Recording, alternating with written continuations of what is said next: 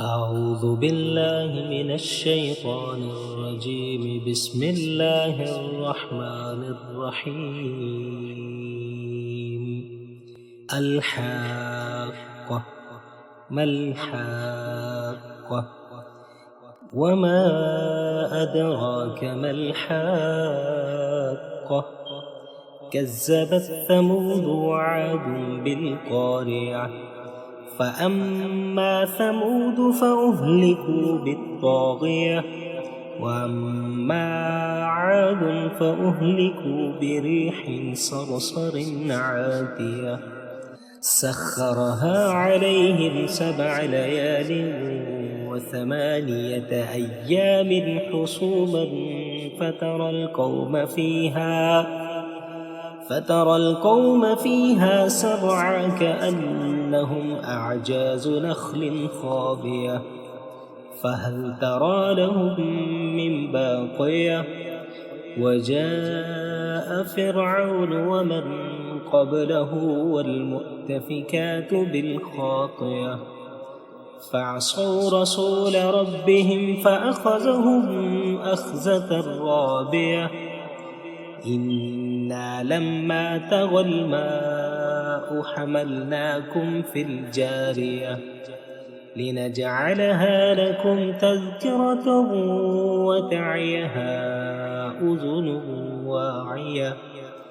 فإذا نفخ في الصور نفخة واحدة وحملت الأرض والجبال فدكتا دكة واحدة فيومئذ وقعت الواقعة.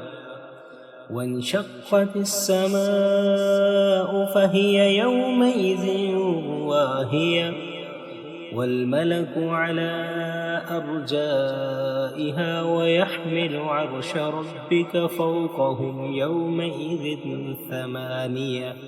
يومئذ تعرضون لا تخفى منكم خافية. فأما من أوتي كتابه بيمينه فيقول هاؤم اقرءوا كتابيه إني ظننت أني ملاق حسابيه فهو في عيشة راضية في جنة عالية قطوفها دانية. كلوا واشربوا هنيئا بما أسلفتم في الأيام الخالية. وأما من أوتي كتابه بشماله فيقول يا ليتني لم أوت كتابيه ولم أدر ما حسابيه يا ليتها كانت القاضية ما أغنى عني ماليه هلك عني سلطانيه. خذوه فغلوه ثم الجحيم صلوه ثم في سلسلة ذرعها 70 ذراعا فاسلكوه إنه كان لا يؤمن بالله العظيم ولا يحض على طعام المسكين فليس له اليوم هاهنا هميم ولا طعام إلا من غسلين لا يأكله إلا الخاطئون.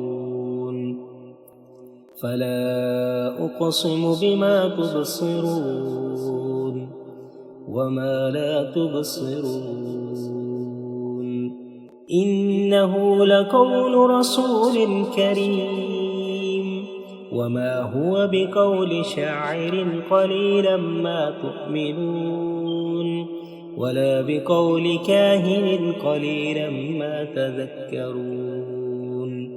تنزيل من رب العالمين ولو تقول علينا بعض الأقاويل لأخذنا منه باليمين ثم لقطعنا منه الوتين.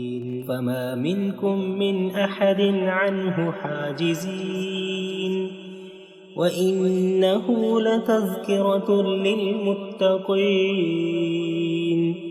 وإنا لنعلم أن منكم مكذبين وإنه لحسرة على الكافرين